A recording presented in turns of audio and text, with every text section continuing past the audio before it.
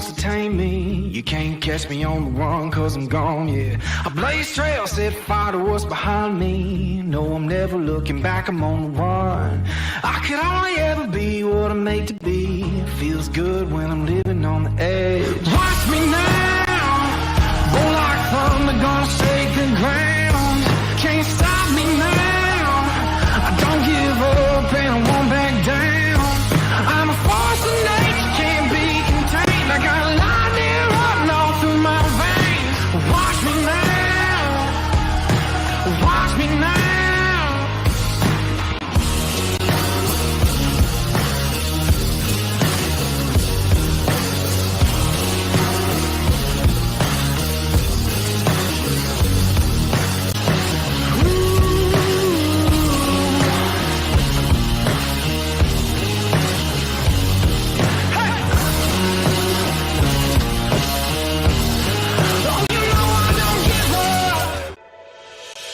Hi, my name is Wyatt Milam, and I'm from Canova, West Virginia. When I'm back home in Canova, you will find me at my local Parmar store. We had that golden boot pride at Parmar. There are literally hundreds of Parmar stores in West Virginia, Kentucky, Ohio, and Pennsylvania, and even more on the way. Download the Parmar app to save even more. And whether it's food, gas, groceries, or whatever, we have you covered at Parmar. West Virginia proud and ready to serve you. And if there's not a Parmar store near you now, there will be soon.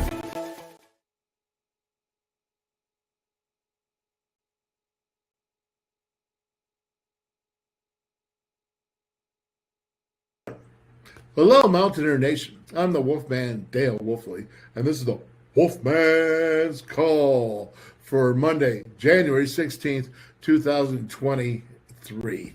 And it's a special Monday, special day, because this is in remembrance of Martin Luther King Jr. Day.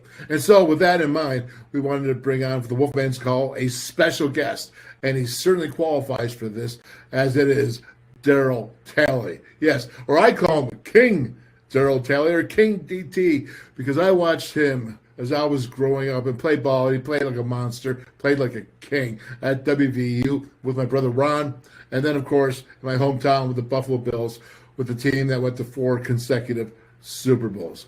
And in all fairness, I've actually called DT, and I said, listen, man, I just want to get you out here. I want to talk to you about your NFL career.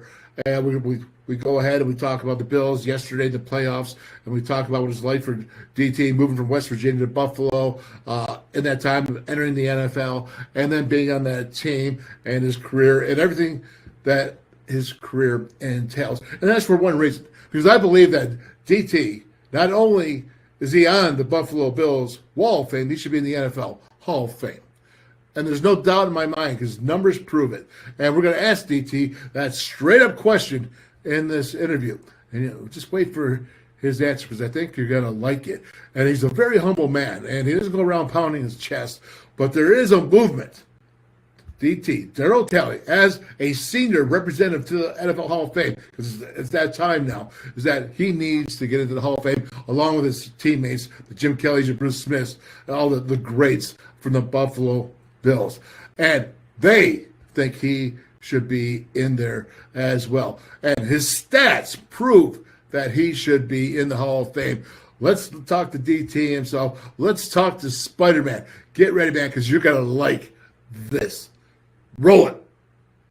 And as I promised, we have the great, the king, the DT, Darryl Talley. DT, how you doing, buddy? All right, doing pretty good, man. How you been?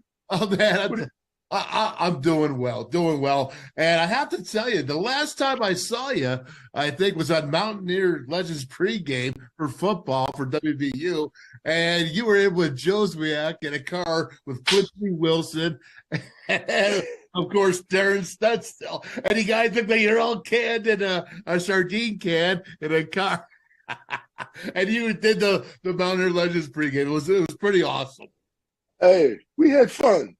That's what it was all about. Well, you know what? You had fun, and you proved yourself not only as a Clevelander and not only as a Buffalonian, but certainly a Mountaineer. Because you said, no matter what, no matter what. I'm in the Hall of Fame and WVU, in the Hall of Fame college football. And no matter what, I'm on the Wall of Fame of the Buffalo Bills. I'm going to sit in this car and I'm going to deliver to Mountaineer Nation pregame because we had some serious technical problems. Oh, technical problems weren't even the case. I mean, it was what, 4 of us in one car? No, it was 5 guys. 5 guys in one car. So trying to do a podcast, that was funny.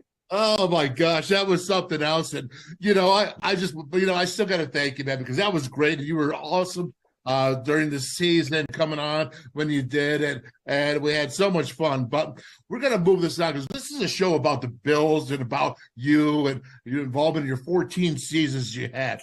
But we got to start it off because I've always known you as Darryl Talley when you were at WVU. You played with my brother Ronnie, but then you went to Buffalo, man, and you became the Where you from?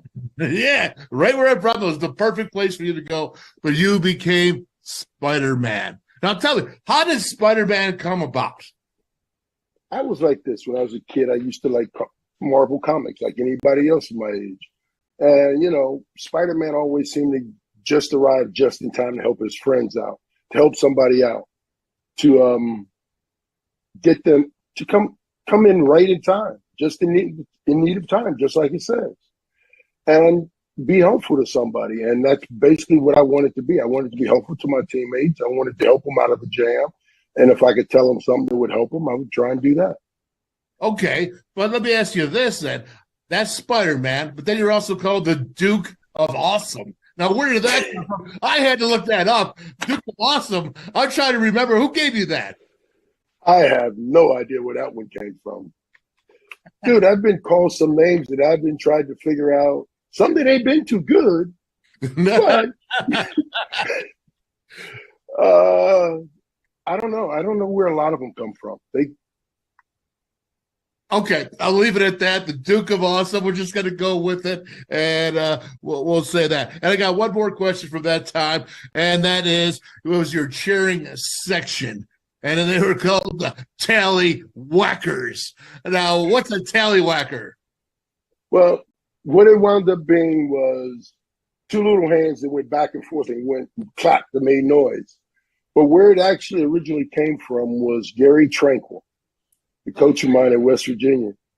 He said, you know what? You see him, then all of a sudden you go, whack. That's what he does. And that's what all of them get. Whack. And so that's when I got called Talley Whacker that one year in sophomore year in Morgantown.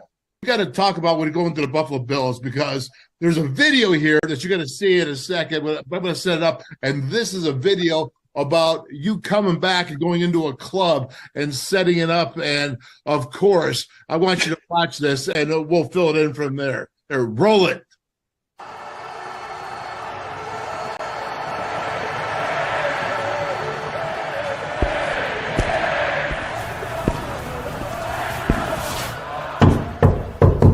Password. Still. Yeah, I still need the password. 123456. Yep, that's the old one. 171421. I don't know who they thought I was.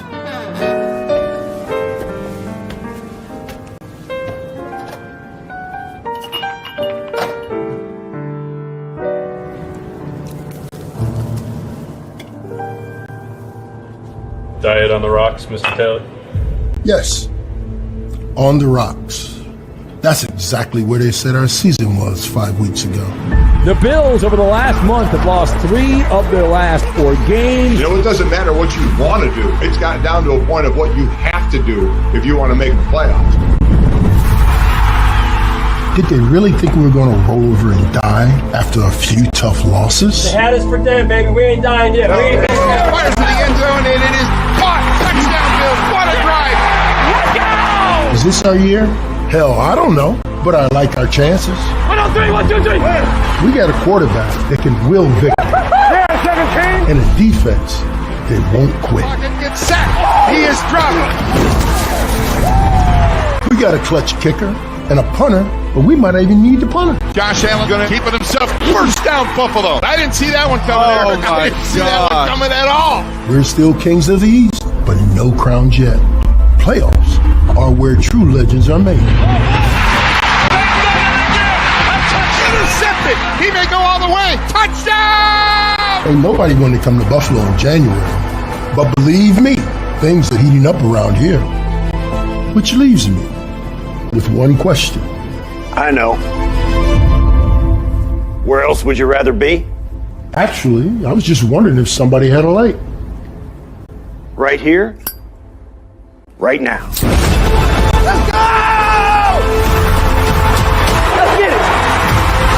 You gotta love Bills Mafia. Look at this environment, man. Finish, baby, finish! Hey! God, it gets me going, man. To unfinished business. Unfinished business. Playoff bow, check it out.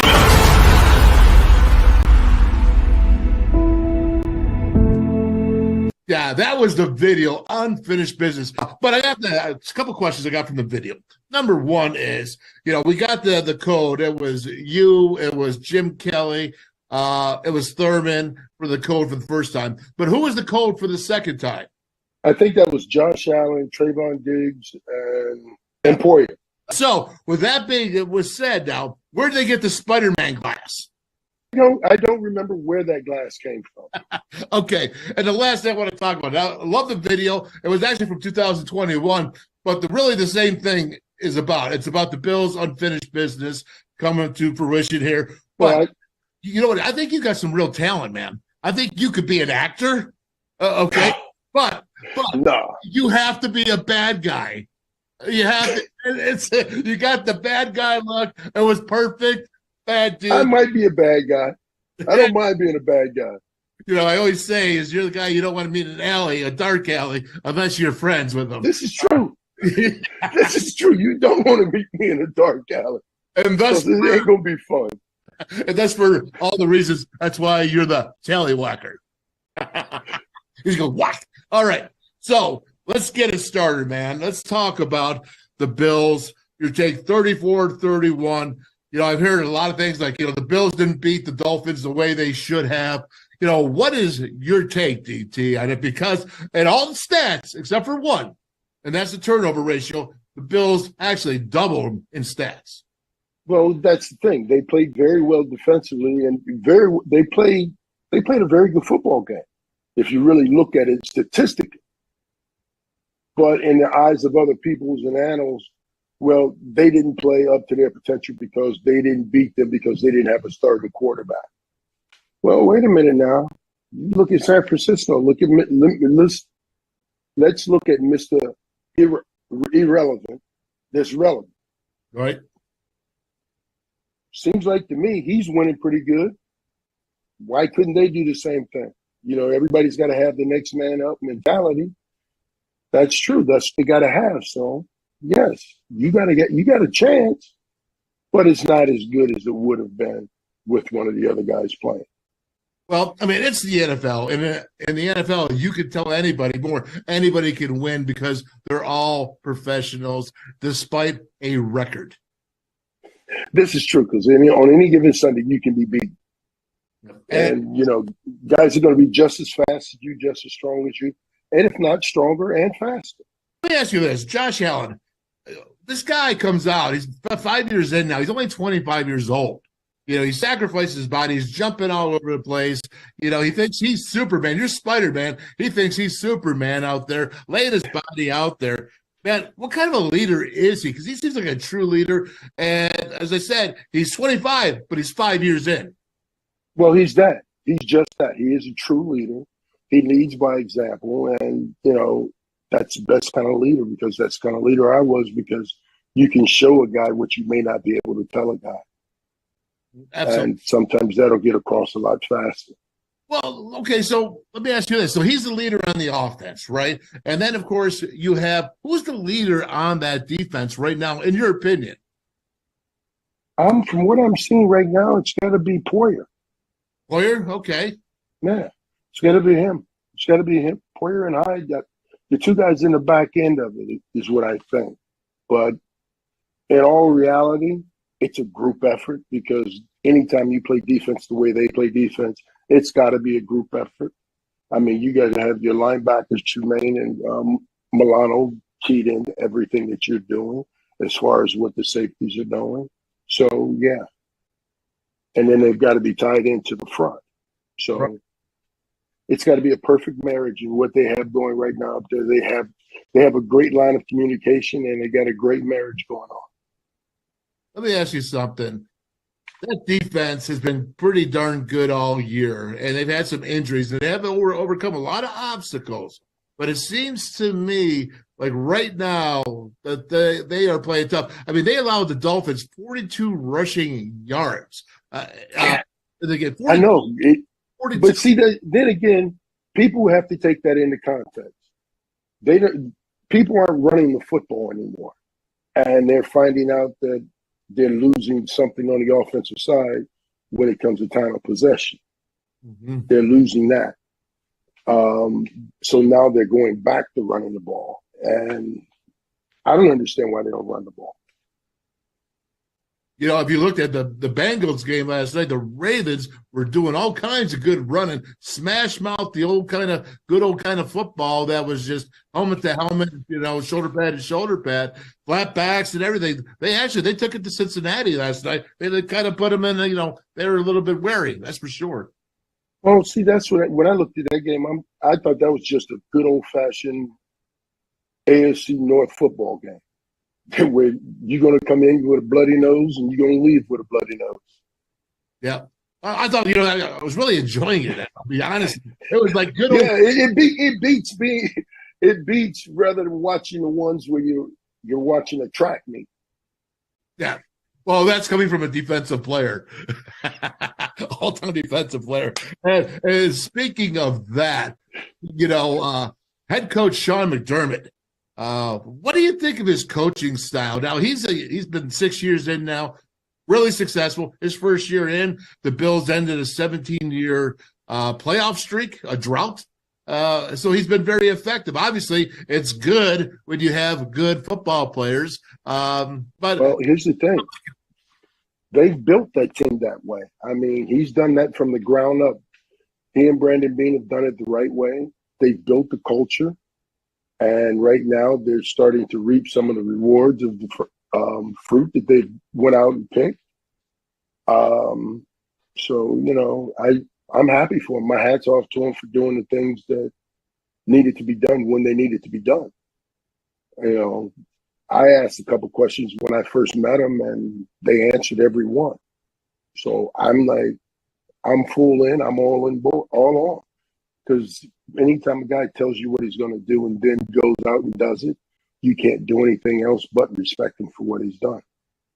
You know, that's so true, man. And it's such great words to hear you talk like that. Because obviously, I am a fan. I have been there for 55 years. I was born 2 miles away from that stadium, and I could always hear it all my life, young adult life, growing up. So I am a true blood Buffalonian, and that really jacked me up.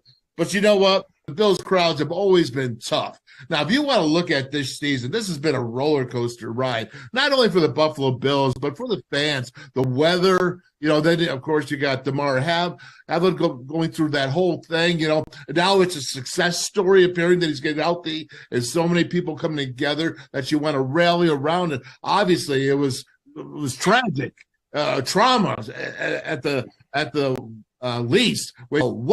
What do you think of Bills Mafia now and the team and the way they actually play on each other?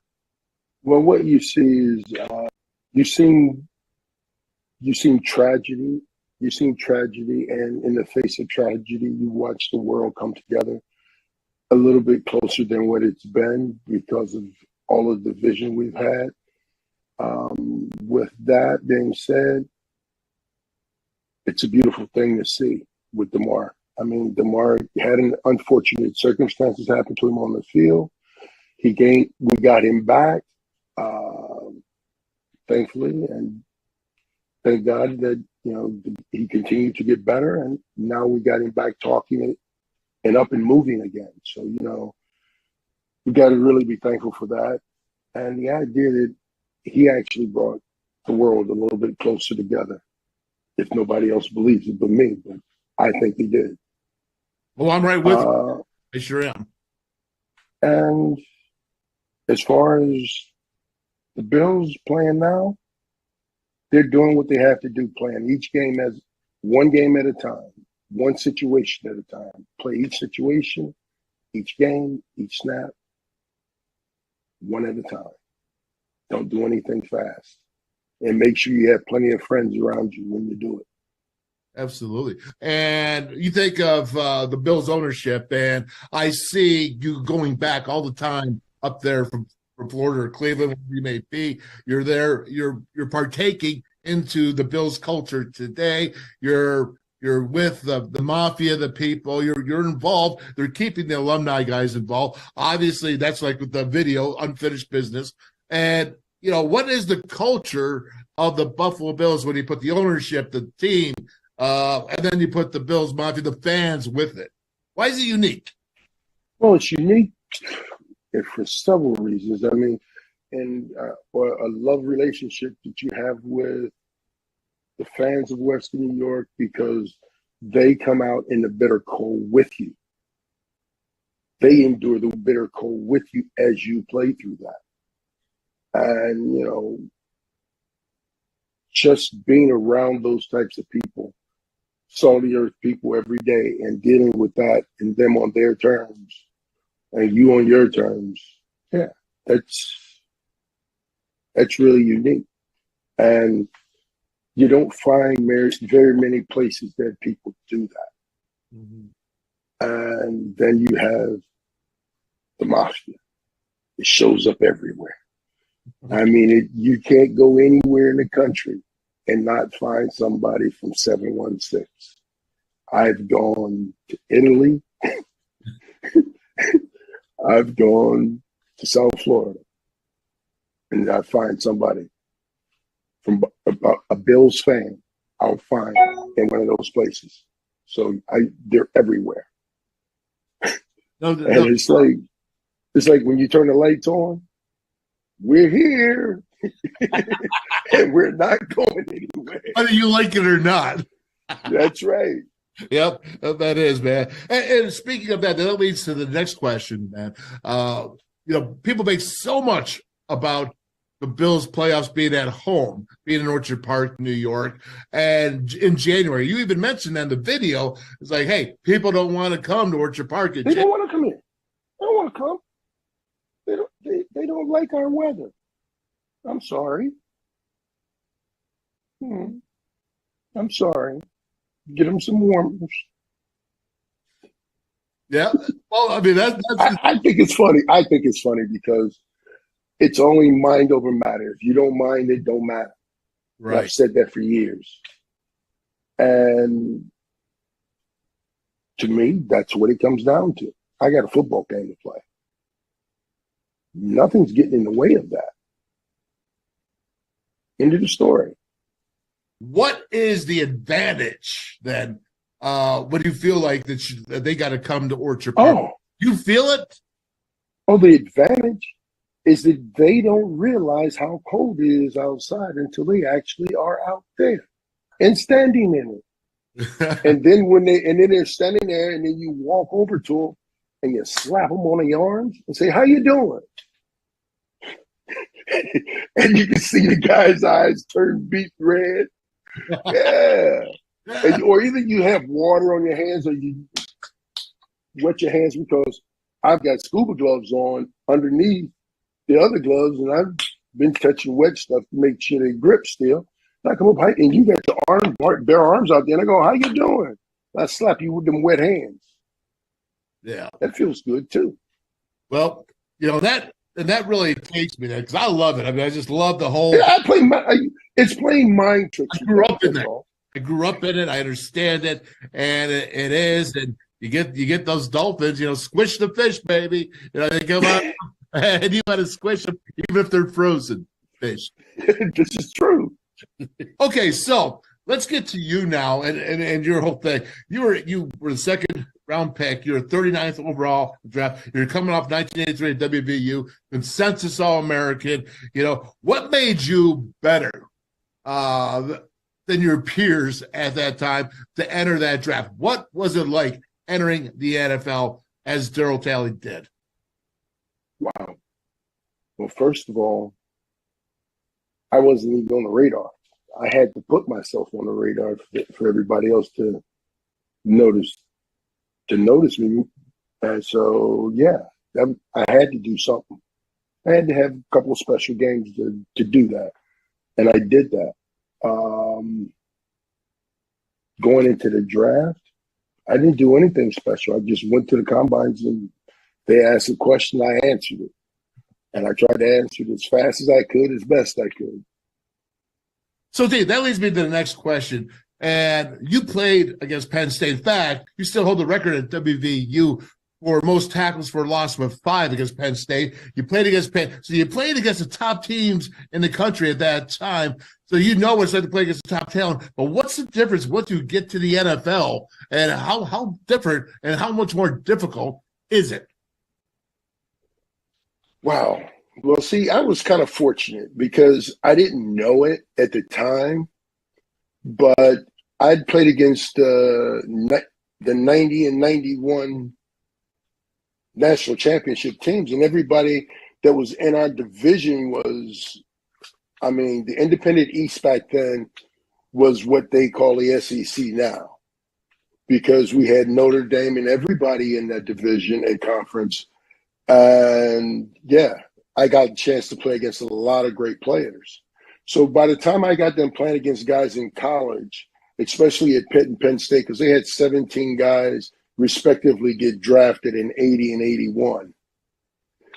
And I'm like, I played against these guys all my years in college. And then the kids that came up behind them, just as good. And I'm like, well, I get to the NFL and I'm like, oh, there's so-and-so, there's so-and-so, there's him. Oh, so these are all the guys I played against in college. Because think about it, 2 years in a row, between two schools, they get 17 kids drafted. That's Pitt and Penn State. 2 years in a row. And then my year, they had, I think, 8 guys go. So, yeah. There were a lot of people that I had played against that I played against at the next level. Mm-hmm. So then I started going, oh, well, I can play with these guys. I've always played with them.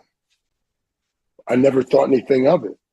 Interesting. That's a really good take. And so you get to the Bills. The Bills weren't so good when you got there, but you could see that they were form there. And what did you have to do when you got to the Bills and come together as a team? How did that work out? And how were you involved in that is the best question. It really, the Bills were a collectively good group. The guys are a collectively good group of guys that want to do good things.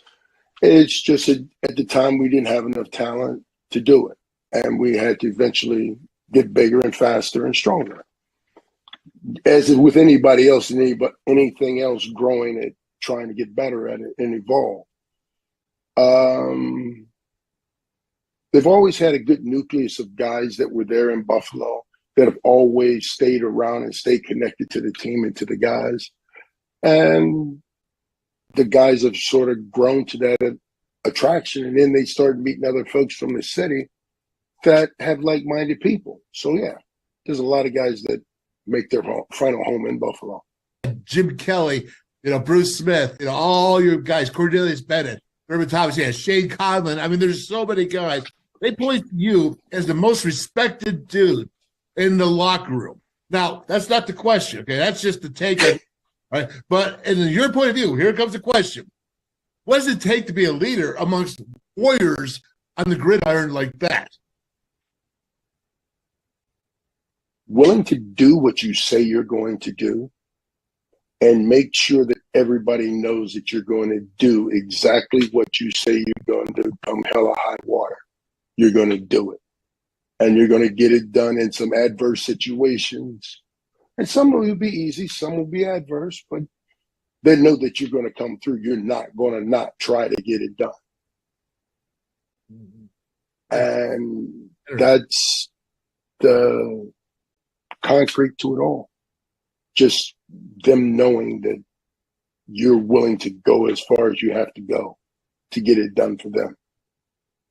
Yeah, that's pretty cool. I was a team captain too, and I understand that that's a big responsibility. But when you have guys that are Hall of Famers that say that about you, man, and you're like, yo, they're like looking at you, Spider-Man as the guy. Yeah, we're just guys, man.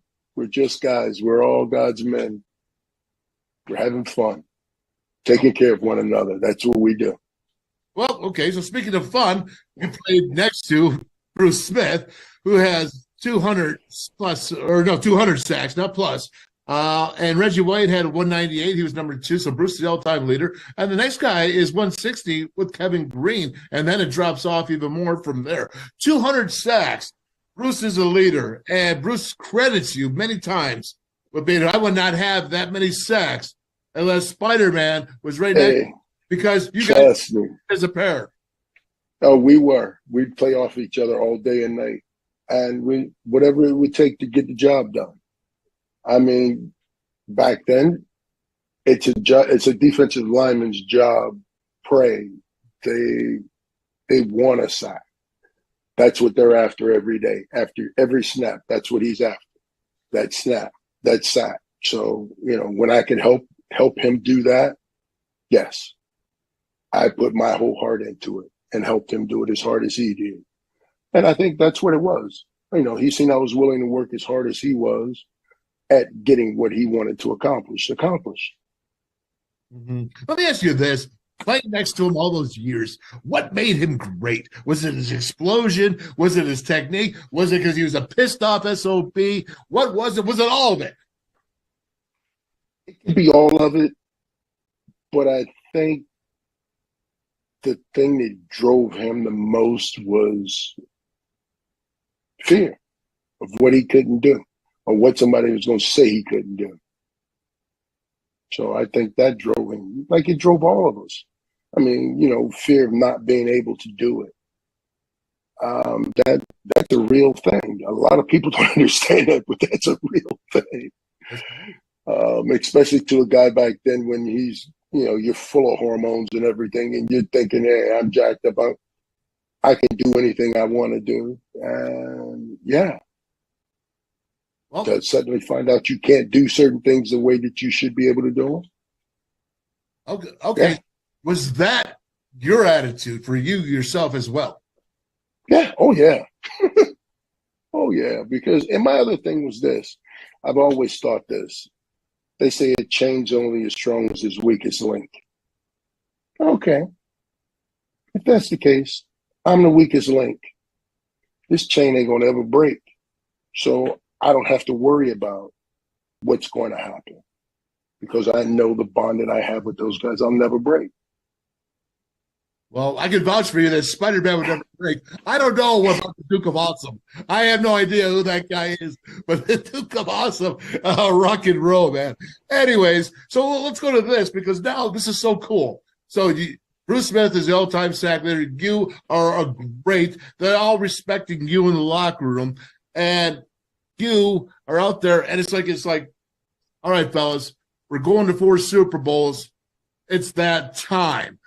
What are you doing? What are you saying? How are you acting? And being a leader, as they looked at too, but how are you? Like, it's go time, man. It's like go time. It's not regular game. It's Super Bowl. It's playoff time. It's playoff time. Look, dude, it's playoff time every time it's after regular season. Because that's a tournament that you're in that you're going to one and done. And I don't want to go home. I don't want to go home. I want to stay to the last dance. I'm going to be that party pooper. I'm that guy that wants to be there all night long. Because I want to come early and stay late. Yeah. I want to make sure there's nothing I miss. A lot of misconnection. All right. That's just the way I am. I've always been If I'm going to do something, do it and be all in on it. If you're not going to be all in on it, don't do it, because that's when you're going to get hurt. I'm going to come back to the Super Bowl after this one last question that I have for you about your playing style. Because in today's day and age, they got a linebacker for this, a running play. They got a linebacker that's just out there for teams that are going to be passing. You know, they've changed the size. You know, you have safeties moving down into the linebacker spot and playing undersized because they're faster. You are a different breed of linebacker. You were a 3-down linebacker. You were an every down linebacker. And to top it off, you volunteered for special teams. I had to. I had to. Volunteer for special teams came down to a play that was against Penn State. And I got beat on a stupid play that I could have been on the field and made a difference, but I didn't. So I never will forget myself for that. I went back to Coach Nealon and corrected that. He corrected that for me.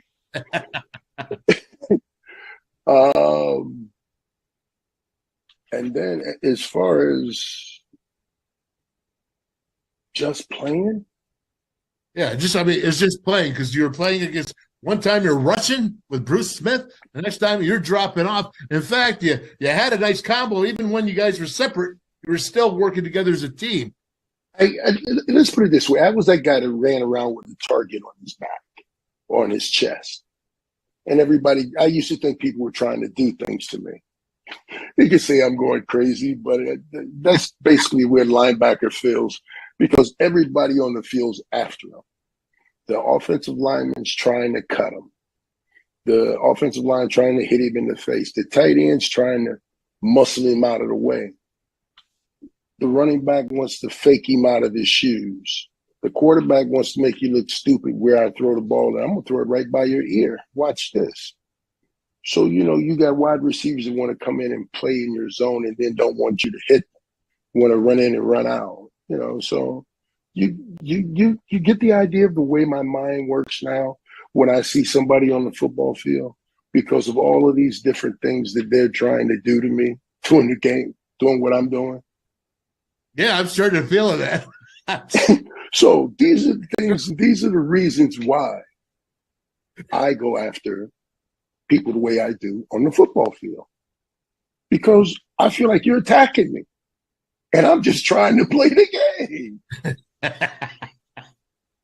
All right. Okay. So when you think of that, now you've been in 4 Super Bowls. It takes a lot to go to a Super Bowl. Now, I know you haven't won it, and I know that pisses you off, and it pisses off every other guy in the team and the whole community in Buffalo. But you know, 4 Super Bowls, you know, was there a coach? Was it Mark Levy? Was it your position coach? Was there any players that inspired you to keep going? Because what you've actually did over a long here's what that came down to.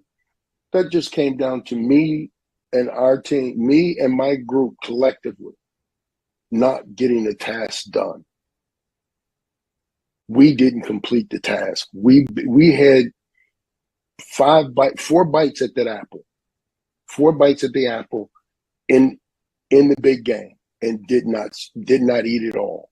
So yes, we failed in that aspect, but we passed, and the preservation and the persistence of being a winning club and willing to fight for one another long enough and hard enough to try and accomplish a goal. Because if you really look at how long we fought to get there, dude, that wasn't just the 4 years. There was three prior years to us getting to the Super Bowl.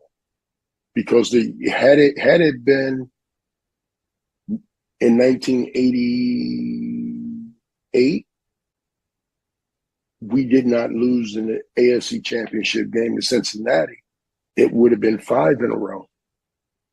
Mm-hmm. So, yeah. Interesting point. So with all that, because people don't understand what it takes to go 4 years in a row. I mean, we're talking about you're playing the most games for that period of time. You have to put in all those extra games. No, but you're having fun. You can't think about games. You don't think about the game. You don't think about that part of it. You're just playing. You're playing next come, first serve. That's good, man. You know what? I get that, a little bit of that SpiderMan going right now, and he's coming out. Well, that's cool. So let's go to this then. All right. So you're every down player, played on special teams. Okay, and let's see here.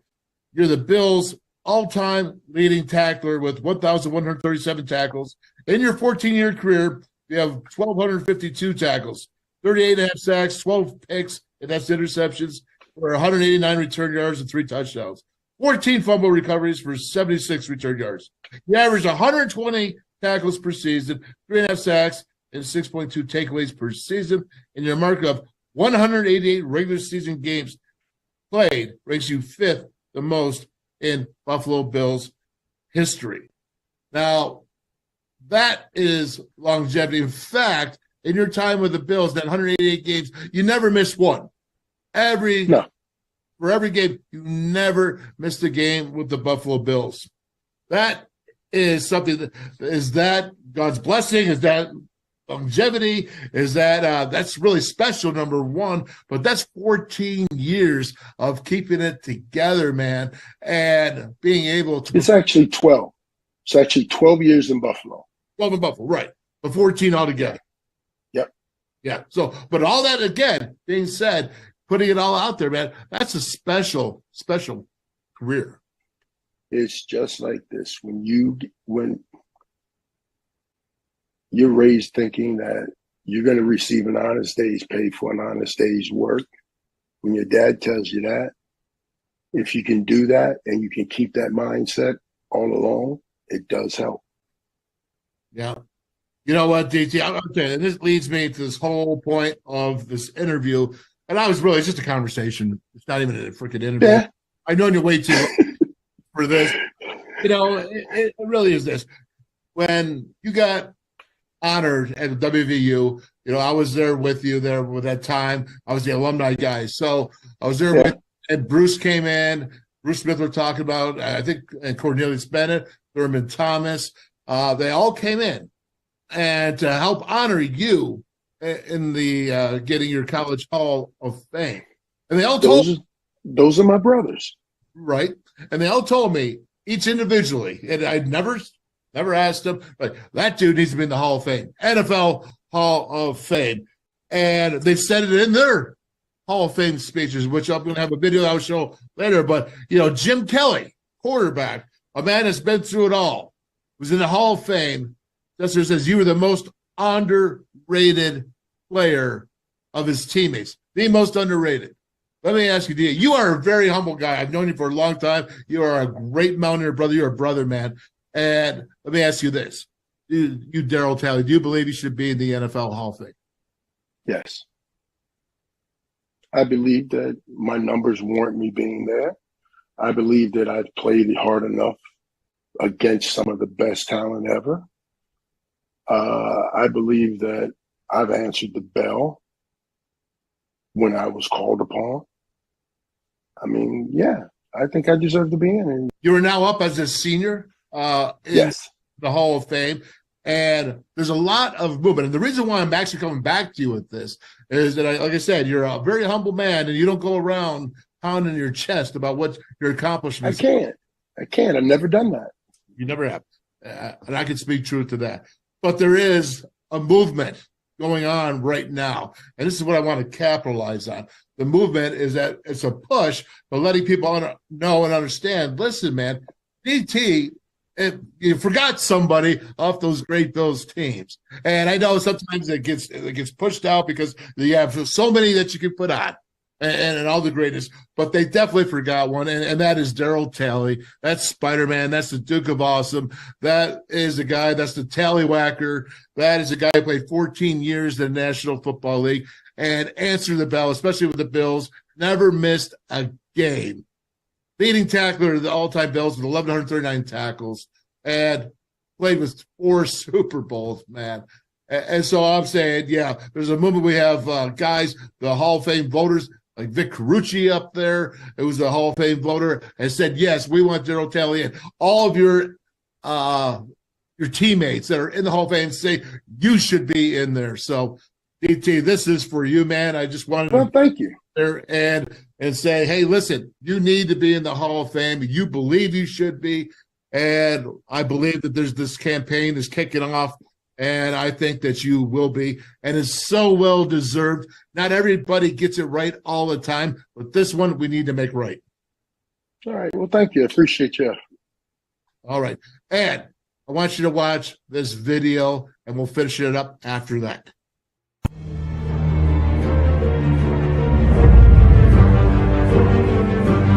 Darryl Talley.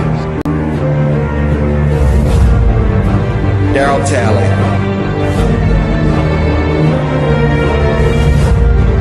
Darryl Talley.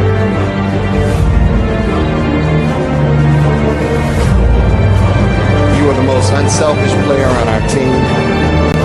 Never hesitated to sacrifice your own personal statistics for the overall good of the team.